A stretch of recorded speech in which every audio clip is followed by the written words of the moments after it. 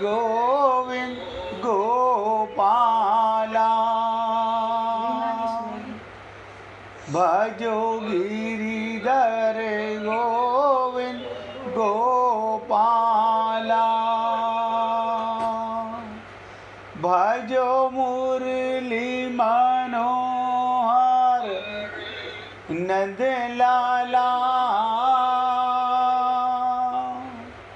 भजो मुरली मनोहर नंद लाला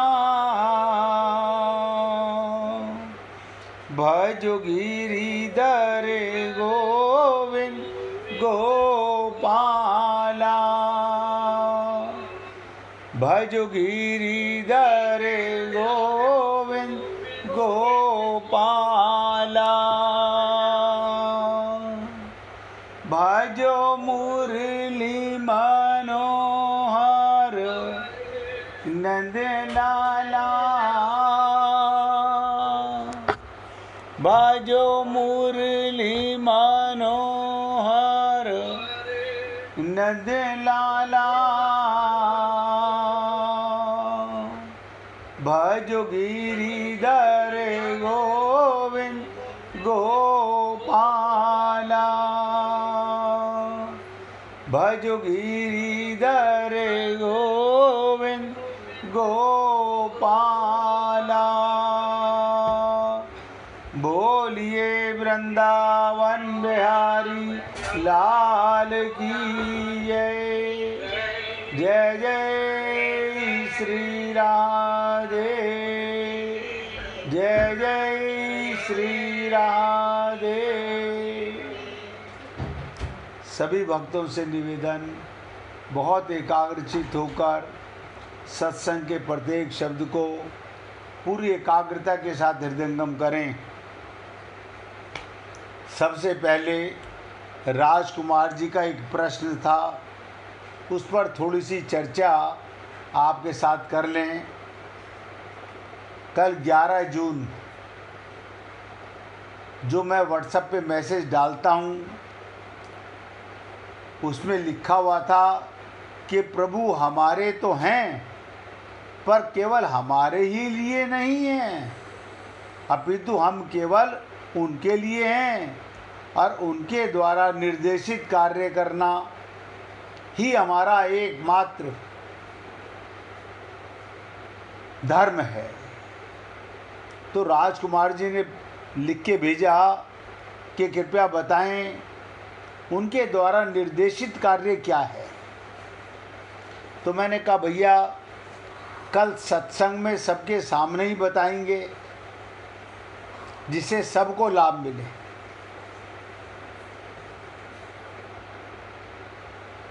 शरीर भगवान की कृपा से मिला, माता पिता भगवान की कृपा से मिले, संसार की प्रत्येक वस्तु भगवान की कृपा से मिली।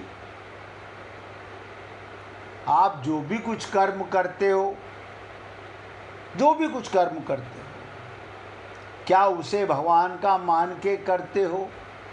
बस अगर भगवान का मान के कर्म करते हैं तो कर्म योग होता है।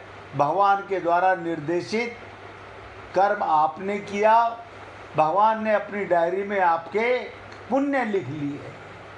और ये व्यक्ति जब अपने को शरीर मानता है, अपना संबंध अपने परिवार से मानता है, अपने समाज से, अपने अपने से मानता है, कर्म तो जब भी करता है लेकिन वो पाप होते हैं, वो भगवान के द्वारा निर्देशित नहीं होते, वो हमारी बुद्धि के द्वारा निर्देशित होते हैं।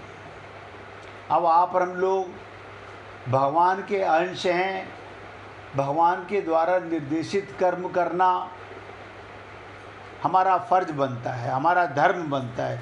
यही धर्म है, बाकी और कोई धर्म नहीं है।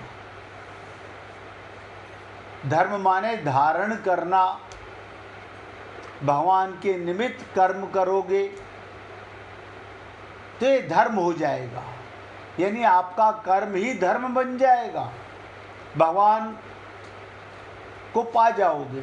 लेकिन क्या करे मनुष्य, अनादिकाल से पाना चाहता है राम रस, लेकिन एक अज्ञानता जिसकी कल चर्चा आपके साथ की गई बहुत इम्पोर्टेंट थी, मैंने आपसे निवेदन भी किया। एक पर्दा आपको गिराना है और एक पर्दा भगवान गिराएंगे। यही शर्त आज तक चली आ रही है कि पहले आप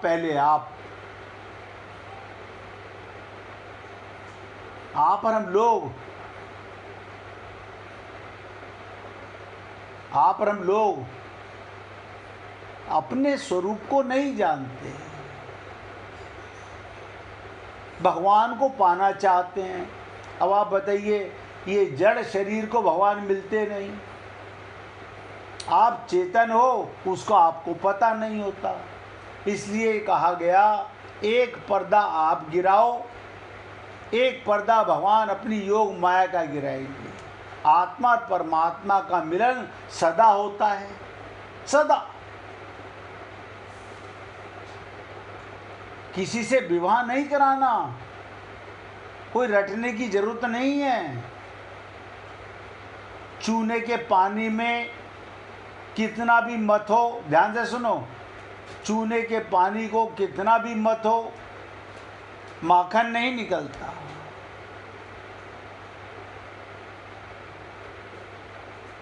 और दूध को मत हो, घी निकलता है।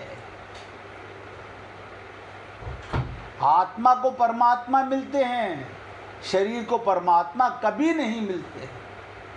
ना तो आज तक मिले हैं, ना कभी मिलेंगे, कभी नहीं, इम्पॉसिबल। लेकिन क्या ये बात आप और हम लोगों को अभी तक भी समझ में नहीं आई है? अगर नहीं समझ में आई है तो बार बार निवेदन करूँगा कि हे पुण्य आत्माओं, जिस तरह आपको समझ आए अपने स्वरूप को जान लो, अपने आप को भगवान का अंश मान लो, तो आपका प्रत्येक कर्म भगवान के निमित्त धर्म बन जाएगा, कर्म योग हो जाएगा, और इसी से आपका भगवान से प्रेम हो जाएगा। कर्म योग ही भक्ति में परितीर्ण हो जाएगा।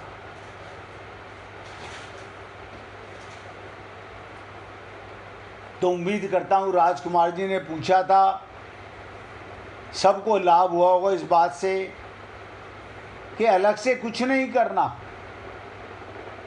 जो कर रहे हो वो भगवान के निमित्त करो, बस यही भगवान का निर्देश है। अब चर्चा करेंगे आज गीता के चौथे अध्याय के 7वें श्लोक की। बहुत बार सुना होगा। 7वें श्लोक में भगवान क्या कहते हैं? यदा यदा हि धर्मस्य ग्लानिर्भवति भारत अभ्युत्थानम अधर्मस्य तदात्मानं सृजाम्यहम्। यानी भगवान अपने इस श्लोक में अपने अवतार का अवसर बताते हैं कि मेरा अवतार कब कब होता है।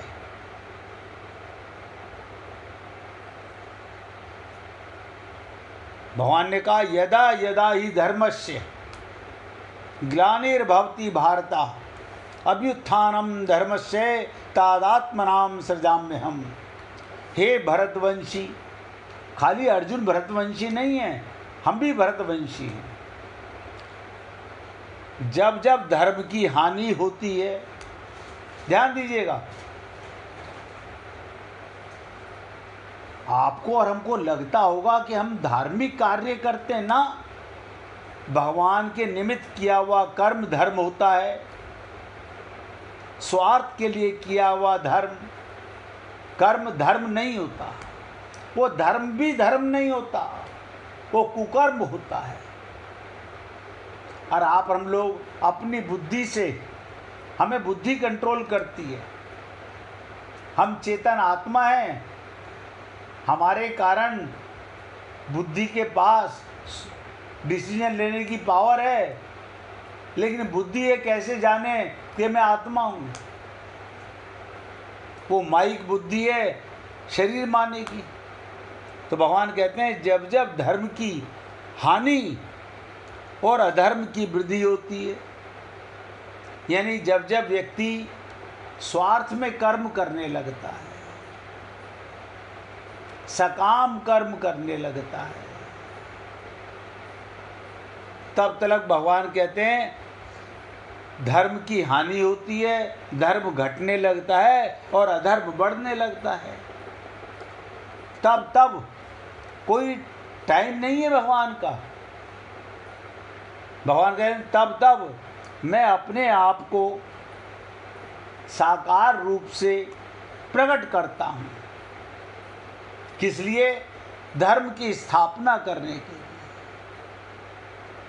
ये बताने के लिए कि धर्म किसे कहते हैं।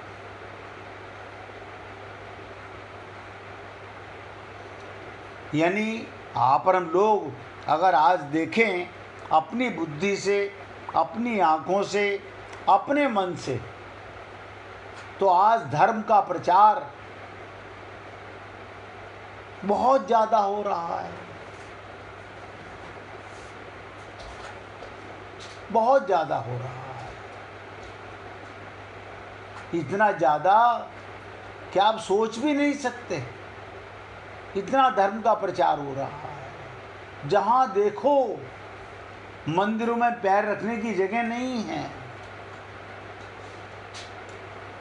पशु तो जाते नहीं, पक्षी तो जाते नहीं, मनुष्य जाता है। और देखने में ये नज़र आता है कि धर्म बहुत बढ़ता जा रहा है, लेकिन ये धर्म नहीं, भगवान की दृष्टि में यह अधर्म है। जिसे आप और हम लोग धर्म समझते हैं, वो धर्म नहीं है, वो तो हमारी बुद्धि कहती है धर्म है। तो भगवान कहते हैं मैं अपने आप को साकार रूप से प्रकट करता हूँ।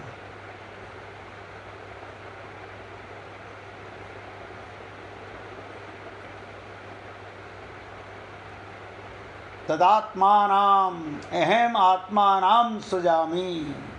आप सोचिएगा, भगवान स्वयं अवतरित होके आते हैं।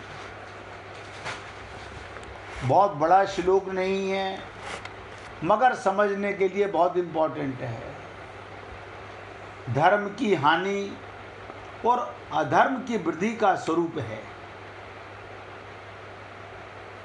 भगवत प्रेमी, धर्मात्मा, सदाचारी,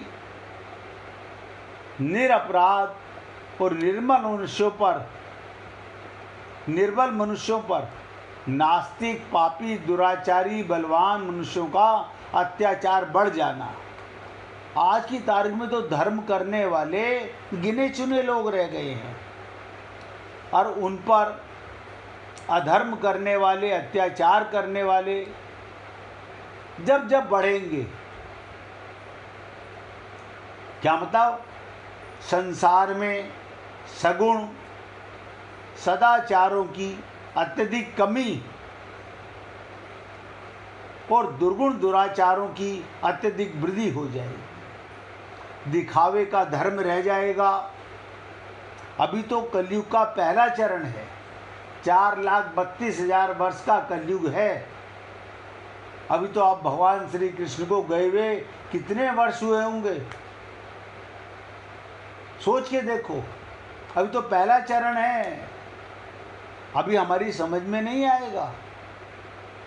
तो भगवान कहते हैं यदा यदा, क्या बताओ, जब जब आवश्यकता पड़ेगी तब तक भगवान अवतार लेते हैं। एक युग में भी जितनी बार आवश्यकता और अवसर प्राप्त हो जाए उतनी बार अवतार ले सकते हैं भगवान है। ध्यान दीजिएगा, कभी मत समझिएगा एक युग में कई बार अवतार लेते हैं। हाँ, लेते हैं।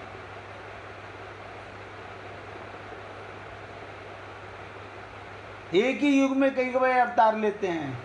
उदाहरण के लिए समझ लीजिएगा, समुद्र मंथन के समय भगवान को अजीत रूप से समुद्र मंथन किया कच्छप रूप में भगवान ने अवतार लेकर मंदराचल पर्वत को धारण किया तथा सहस्त्र बाहु रूप से मंदराचल को ऊपर से दबाकर रखा।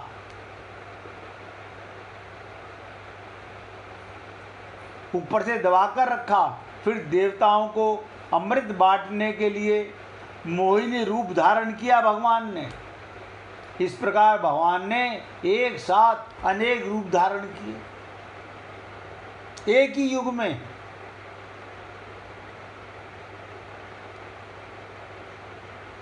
सोचिएगा, जब जब अधर्म बढ़ेगा, धर्म की हानि होगी। भगवान का कोई नियम नहीं है कि एक ही बार अवतार लूंगा मैं, ना। अधर्म की वृद्धि आपकी और हमारी दृष्टि में ऐसे नजर नहीं आएगा। कब नजर आएगा? अगर मुझे आत्मज्ञान हो जाए और मेरा प्रत्येक कर्म भगवान के निमित्त हो जाए, कर्म योग हो जाए, तब आपको नजर आएगा, ओहो, कल तक मैं अधर्म कर रहा था। कल तक मैं अधर्म कर रहा था, ब्राह्मणों को बुला करके पूजा पाठ करा रहा था। प्रेम तो स्वयं से करने की चीज है, कराने की चीज नहीं है। लेकिन मैं उसे धर्म मान रहा था। और भगवान कहते हैं कोई धर्म की जरूरत नहीं है, प्रत्येक कर्म मेरे निमित्त करो, ये धर्म है। अलग से धर्म किस लिए? आपका प्रत्येक कर्म धर्म क्यों ना बन जाए?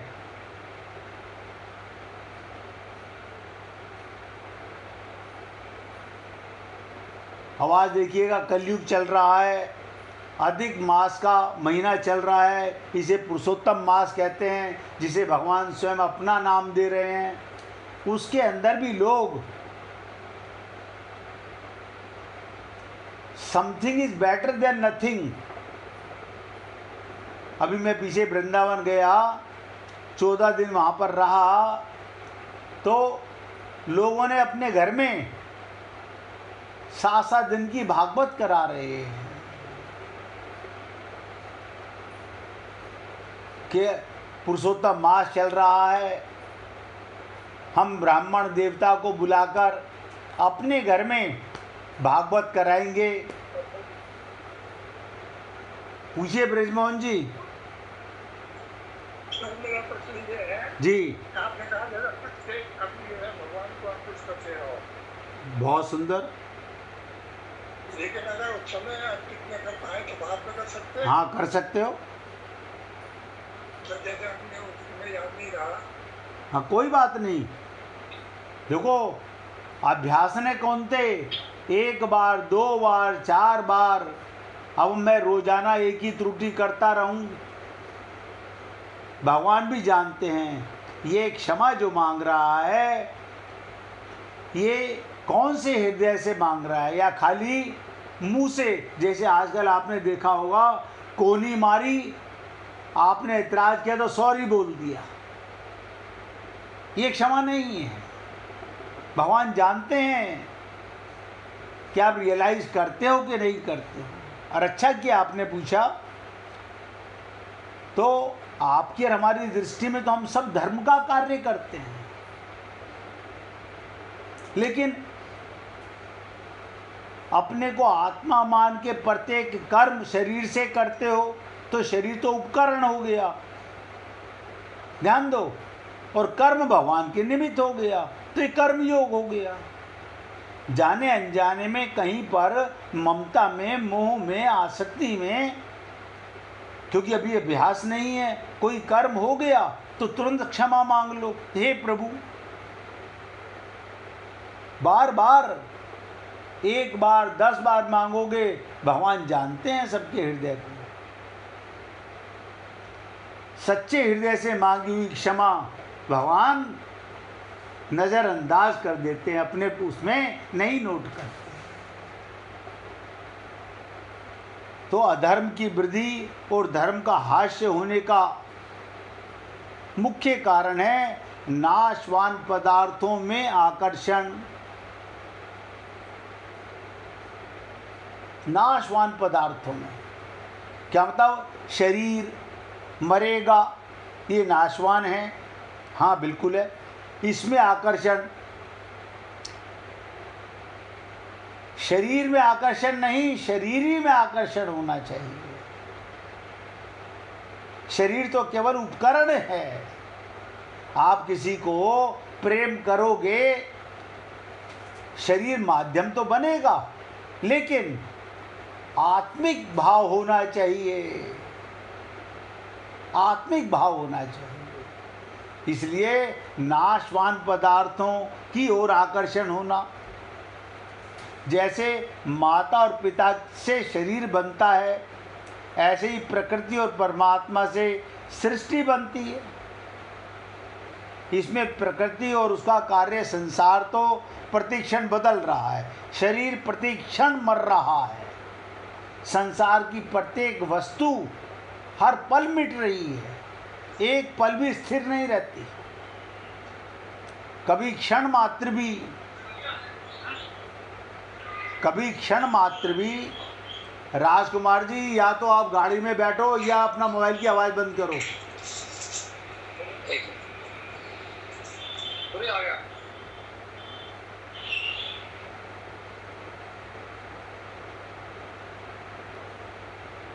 यानी प्रकृति और उसका कार्य संसार तो प्रतिक्षण बदल रहा है।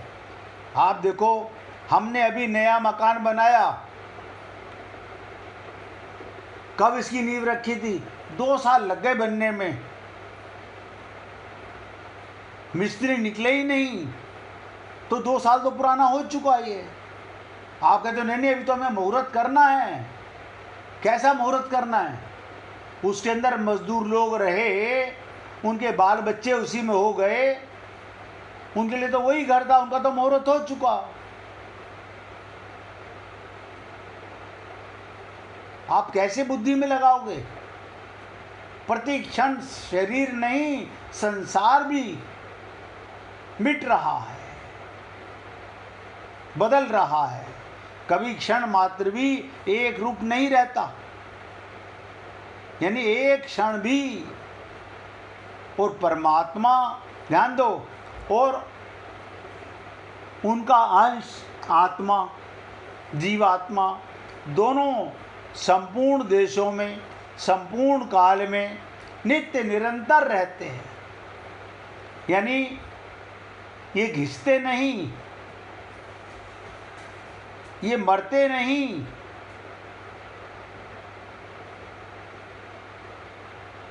ये घटते नहीं, लेकिन हमें ये ज्ञान ही नहीं है।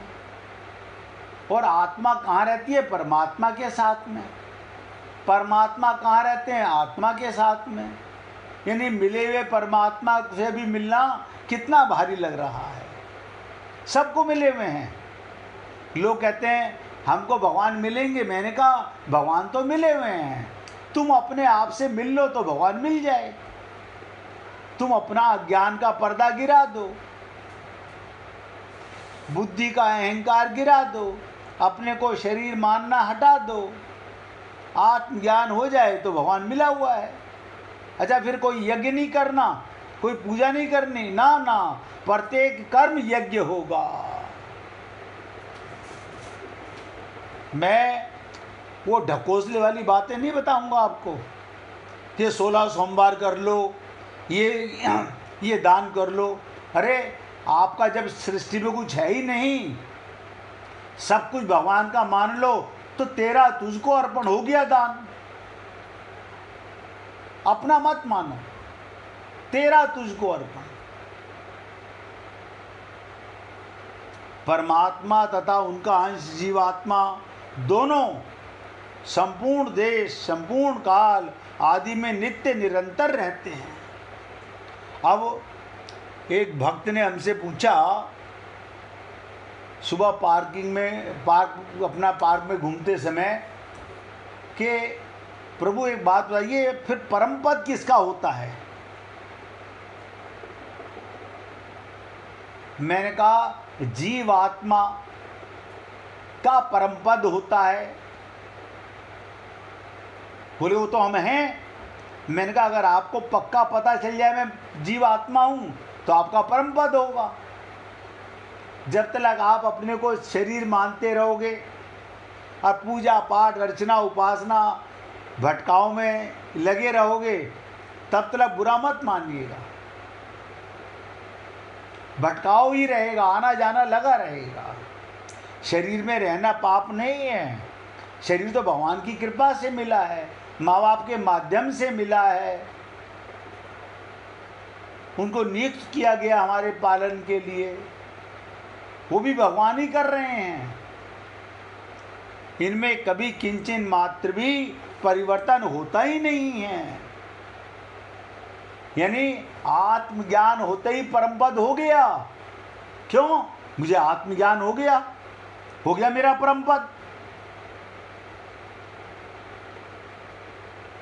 अब मैं यहां पर आऊंगा संसार में तो भगवान के कार्य के लिए आऊंगा। अपनी शरीर मान के मरूंगा तो सारे तीर्थों में भटकता रहूं, कितने ही पुण्य करता रहूं, कितने ही धर्म करता रहूं, परम पद नहीं हो सकता। क्योंकि वहां पर शरीर का प्रवेश नहीं है, वहां जड़ वस्तु का, वहां पर अज्ञान का प्रवेश नहीं है। वहां ये तीन शरीर माया के, स्थूल शरीर प्रकृति का, सूक्ष्म शरीर कारण शरीर, जब तक आप अपने को ये मानते रहोगे परम पद नहीं होगा। इनमें कभी भी किंचन मात्र भी परिवर्तन नहीं होता। बताइएगा, हम करोड़ों वर्ष पहले भी आत्मा ही थे और करोड़ों वर्ष बाद भी आत्मा ही रहेंगे। करोड़ों जन्मों से भगवान हमारे साथ है और सदा भगवान हमारे साथ रहेगा। हम अपने साथ भगवान को नहीं मानते। भाई ये हमारी गलती है, ये हमारी अज्ञानता है। ये नहीं कि आप पाना नहीं चाहते, अज्ञानता मिट जाए, पर्दा गिर जाए तो भगवान तो मिले हुए हैं। किसी ने आपको मैला आईना ला के दिया, उसमें खूब मैल लगा हुआ था, आपने उसको अच्छे से साफ कर दिया। ऐसे ही आपका अंतःकरण, आपका चित्त अगर शुद्ध हो जाए तो अपने आप साक्षात्कार हो गया भगवान का। आपको पता चल जाएगा ये शरीर जिसको मैं करता रहता हूँ, ये मेरे कारण, मेरे परमात्मा के कारण जीवित है। इसमें अपनी कोई ताकत नहीं है, शरीर में तो मिट्टी का है। तो जब जीव अनित्य, उत्पत्ति विनाशशील प्राकृतिक पदार्थों से सुख पाने की इच्छा करने लगता है। अब बताइए, मैं अमृत से पुत्र हूं, क्या मतलब? परमात्मा की गोदी में रहता हूं, उससे बड़ा रक्षक कोई नहीं, उससे बड़ा आनंद कोई नहीं है। कोई तो मुझे बता दो, परमात्मा से बड़ा कोई आनंद हो? वो परमानंद है और हम उसकी संतान हैं। लेकिन ये जीव शरीर मानकर अनित्य, हम किसमें फंस गए? अनित्य, उत्पत्ति विनाशशील प्राकृतिक पदार्थों से सुख पाने की इच्छा करने लगता है और उनकी प्राप्ति में सुख मानने लगता है तथा उसका पतन होने लगता है। लोगों की सांसारिक भोग और संग्रह में जो जो आसक्ति बढ़ती है, भोग में और संग्रह में, त्यों त्यों समाज में अधर्म बढ़ता है। और जो जो अधर्म बढ़ता है त्यों त्यों समाज में पापाचरण, कलह, विद्रोह आदि दोष बढ़ने लगते हैं।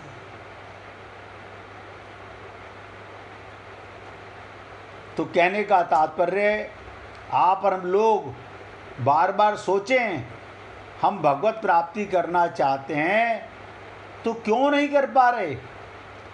हमने गुरु धारण कर लिए,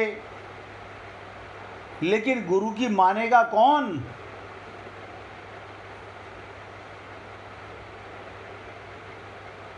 आप सोचो, उनकी मानेगा कौन। हम मानना नहीं चाहते, हम मानना नहीं चाहते। मैं भगवान का हूँ और भगवान मेरे हैं। प्रभु से इस अपनेपन के मंत्र के आगे ध्यान दीजिएगा, ये महामंत्र है, मैं भगवान का और भगवान मेरे हैं।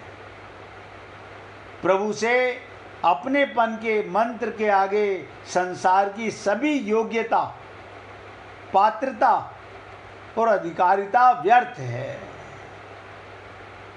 व्यर्थ।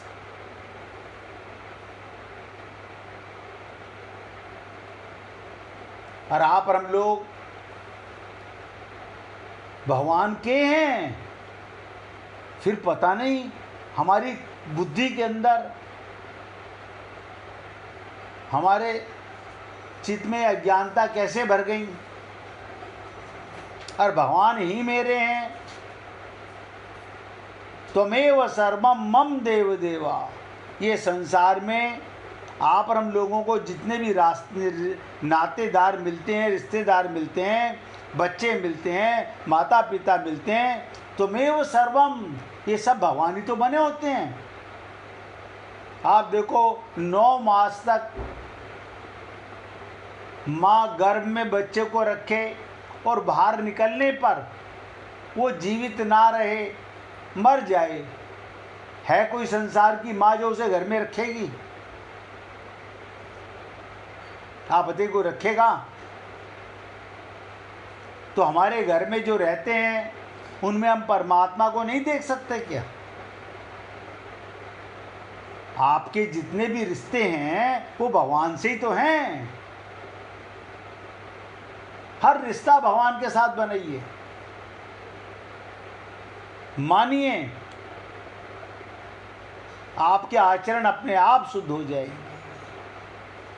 अब 1 मिनट भगवान का कीर्तन करेंगे, इसके आगे फिर आगे चर्चा करेंगे। तुम हमारे थे प्रभु जी, तुम हमारे